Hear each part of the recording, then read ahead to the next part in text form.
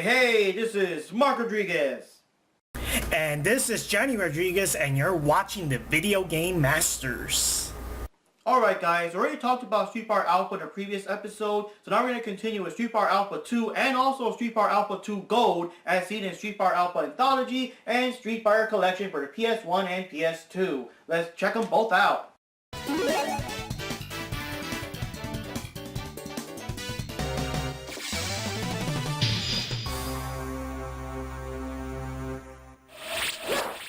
Round one, fight!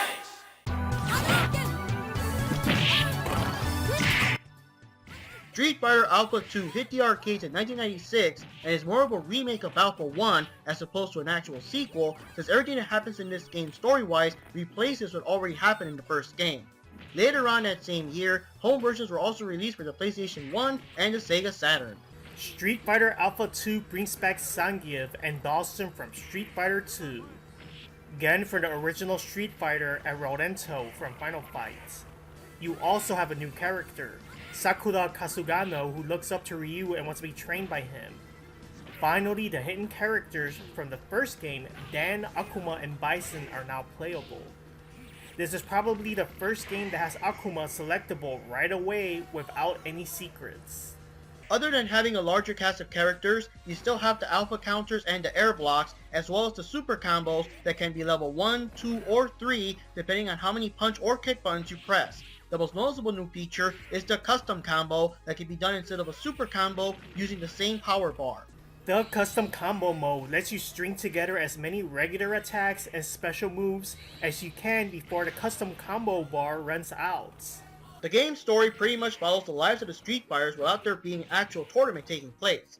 And you know how it is, it's a different story depending on what character you choose. And as usual, Ryu is going around the world trying to be the best fighter there is, while Sakura wants to train to be just like him, while Ken also has a friendly rivalry to see who's the best one of them once and for all, while Sagat wants revenge because of the scar across his chest, while Akuma also wants to fight Ryu. He wants to, I guess, unlock his hidden potential so that he can have like a final fight once and for all. But then Gen is also dying of a disease, but he doesn't want to die from a disease. He wants to die like in the heat of battle, but he's going against Akuma because he also wants to go out like one big final fight, and Akuma's like the best guy for that. At the same time, Adon also hates Sagat because he feels embarrassed that Sagat got the scar from Ryu, so now he disrespects Sagat and he wants to go after him. And Dan wants revenge on Sagat because he killed his father, and you know, Sagat killed his father because his eye was poked out by Dan's father, if you could believe it. And then Bison wants to rule the world like he always does, but Chun-Li and Charlie and Rose and whoever else, they all want to stop him. And then we got Rolento and Sodom trying to rebuild the Mad Gear gang, but of course guys gonna stand in their way. And then we got like Birdie and Zangief and Dawson, they all got their stories and you know, just stuff, a lot of stuff. You know how it is, it's Street Fighter.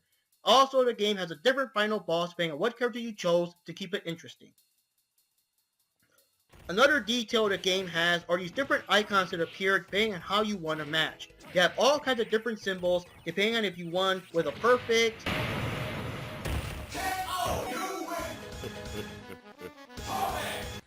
or with a super combo depending on what level super combo you used,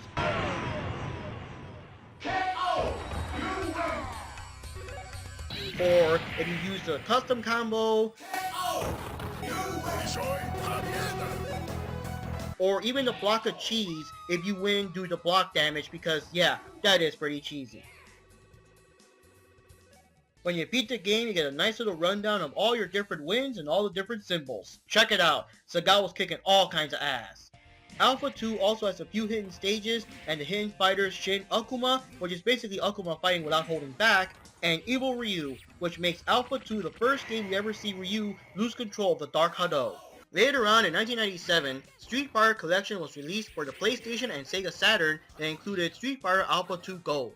It added a couple of new things here and there, like Sakura's new color and a new leapfrog punch attack that she would keep in later games, as well as Sagat's chest scar taunt as a super, which I never really understood what it did other than leaving you wide open for attack. I mean, does it make you stronger or something, or does it make his other super stronger? I just never really got to the point of this one.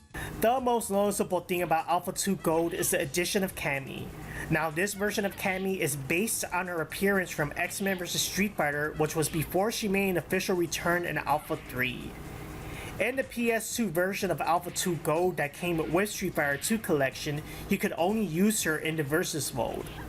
In the PS2 version included in Alpha Anthology, you could actually unlock her and use her in all the modes. She even has her own story and ending that was better explained.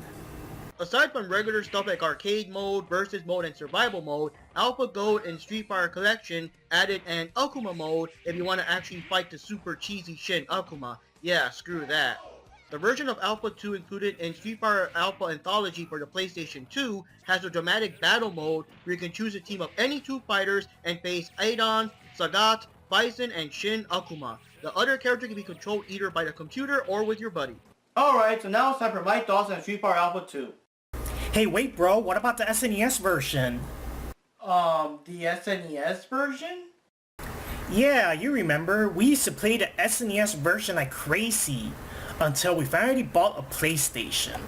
Oh yeah, that's right, I remember that. Yeah, we did play the hell out of that game back then, Johnny. Because honestly speaking, it was like the only version of Alpha 2 we had. You know, like there wasn't any of the arcades in our area, and we're not gonna go like driving miles out of town to another city to play Alpha 2. I mean, come on. And we didn't have any of the other consoles back then. Like the only console we had that was still cranking out games was Super Nintendo before we finally moved on to other consoles. But yeah, this game actually came out in the last couple of years, Super Nintendo was still trying to give it their all. They were trying to, I guess, crank it up to the maximum, you know? They had games like Super Mario RPG and Yoshi's Island and the Donkey Kong Country series, all drawn with those rendered graphics and stuff. I guess they're trying to do it like, if you guys couldn't afford the brand new Nintendo 64 back then, or the newer consoles, that you could still rock it up on the Super Nintendo one last time and go out on a bang, you know? But when it came to fighting games, though, we kind of thought that, yeah, I guess it was kind of time to move on because the Super Nintendo was not going to have the fighting games from the arcades anymore. Like, there was no Super Nintendo version of Darkstalkers,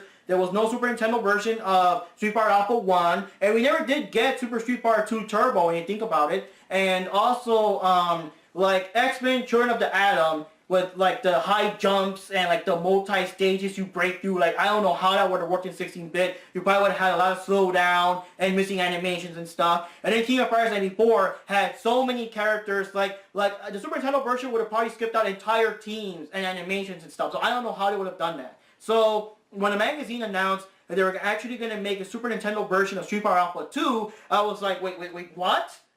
Like what? Like you guys didn't even make a version of Alpha 1, and now you're gonna make Alpha 2 that has even more characters and more stages and these large character sprites like Sagat and Zangief. Like how is that gonna work in Super Nintendo? Like, are you guys serious? And yeah, we found out because we bought the game, we played the hell out of it, and yeah, the game does have a lot of like differences. Well, not so much differences, but like limitations and workarounds and stuff like that today compared to the arcade. And actually, it is worth a look right here. Now, the game, we don't have it anymore because honestly speaking, once we bought the PlayStation 1 and all that, and the game was like more arcade perfect and everything, like why are we going to still have the 16-bit version lying around? So we got rid of it way back then, but it is still worth taking a look at. Our good friend Brian from Another Terrible Idea has some footage. So yeah, let's take a look at the Super Nintendo version of Alpha 2.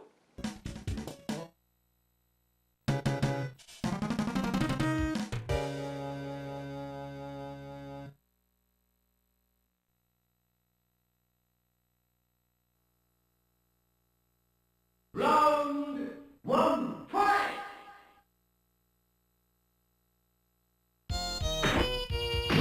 The SNES version has some limitations as you would expect, most noticeably the long load time pause before a fight can even begin. Oh god. Oh yeah. That's just horrible. The game also has slowdown, and while the supers and custom combos have multiple shadows in other versions, the SNES version only allows 2 shadow images at one time to keep the slowdown under control. The music also stops after each fight, and the overall character graphics are even smaller than the previous SNES Street Fighter 2 games, so that the larger characters like Zangief can still look large in comparison. Oh, and the SNES version also censors Sodam's name back into Katana. Oh, Capcom, you never change. The good thing is that the game didn't leave out any of the characters and stages, and if you could get past the long load times and all that, it still plays pretty good, or at least as well as you would expect from a 16-bit console. I also find it kind of funny how you still got Darkstalkers characters in Ken's background stage, even though you're never going to get a Darkstalkers game on Super Nintendo. Alpha 2 took even more cues from Street Fighter 2 the animated movie. Cammy has her red hoodie and Zangief has his red cape, just like the scenes from the movie. There's also a hidden stage that is based on the grassy fields where Ryu and Sagat fight it out in the beginning of the movie.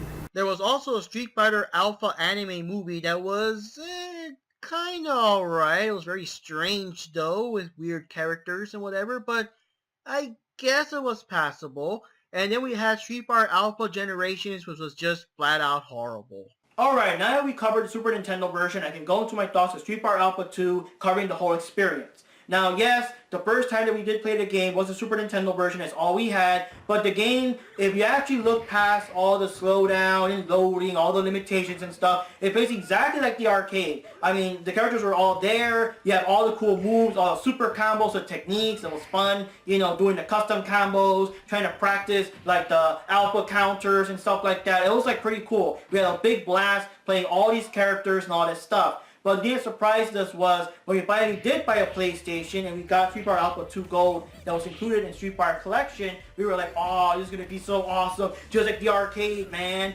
But we realized that at its core, the game was exactly the same. Just, you know, better graphics, better music, no slowdown. But like the game played exactly the same and we just rocked it up like we did before. And that speaks a lot for the Super Nintendo version that actually did a good job copying the overall gameplay. But, yeah, what can I say? The game is just awesome. I love all the characters. It's pretty cool to see Zangief and Dawson come back. And Rolento, of course, it was always pretty cool. And again, with the 2 different fighting styles and the 4 super combos, because he actually has 2 super combos per each fighting style. That's pretty cool, having a character that can switch styles with different moves. And then Sakura, of course, Sakura became like a big breakout character. Like after she came out in this game, like she just had to be everywhere. Like she was in rival schools as a cameo. She was in Street Fighter EX Plus Alpha. She was in Pocket Fighters. Like she was just everywhere. So yeah, this game is pretty cool. I love all the moves, the techniques, the stages, the music, the custom combos, the hidden characters, unlocking Street Fighter 2 versions of these classic characters without the super bar. It's just like so many things, and I don't know what else I can say. I just love the game. Maybe it's just the nostalgia, because you just played it so much back then when it first came out. But even going back now, even for this review, it was just so much fun. It was hard for me to put the controller down.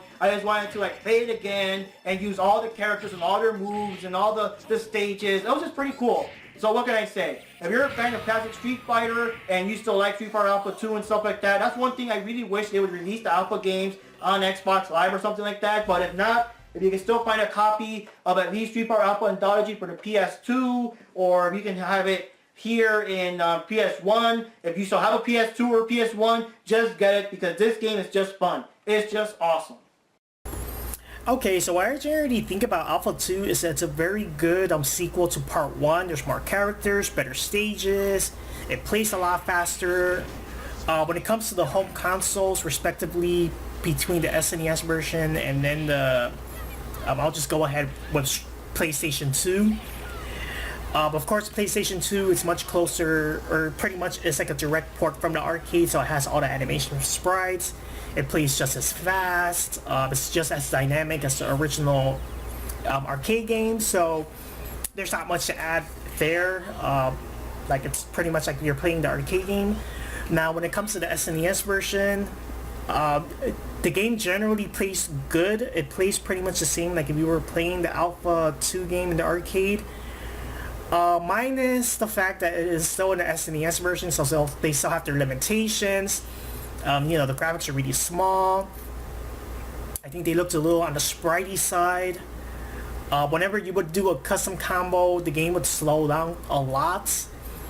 And then, of course, the thing that really made it really slow and really lagging compared to other Street Fighter games and the SNES system is that every time you would start a round, it takes like about, what, 5 or 10 second loading time before the announcer would say, fight. So that's pretty bad. I mean, you really have to wait a while just to start a fight. So that, and it's very noticeable because any other Street Fighter game it's very fast. But then for Alpha 2, like, I guess they were really pushing the SNES limits, so I guess I had to do a lot of sacrifice to get that game going, and I guess that's the best they could do for the time period. It's also take consideration that it was in the time period where the SNES was also getting out of style. They weren't really releasing much Capcom games, I believe, so, you know, for what they had, I think it was pretty good. I still enjoy both versions, but obviously I'm going to prefer the PS2 over the SNES because of the loading time. You know, it is what it is. And that wraps up another episode of Video Game Masters. Once again, this is Mark Rodriguez. And this is Johnny Rodriguez. Thanks for watching. See you next time. Man, now that the episode's over, I just gotta play this game again.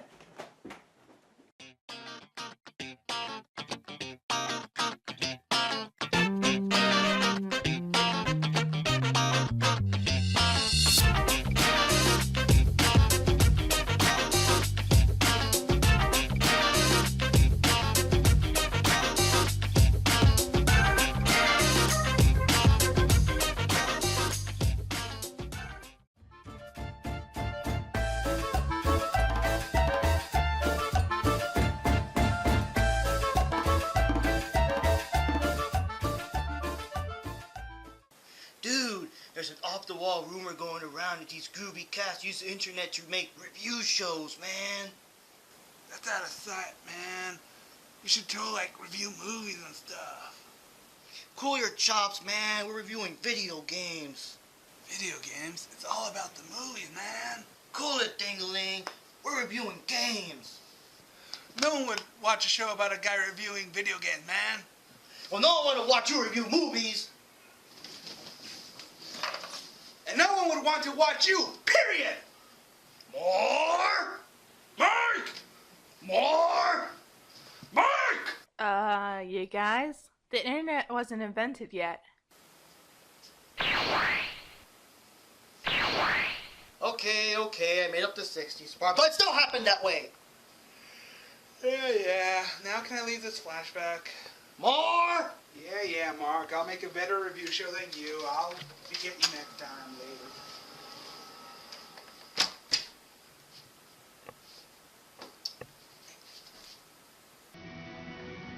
What?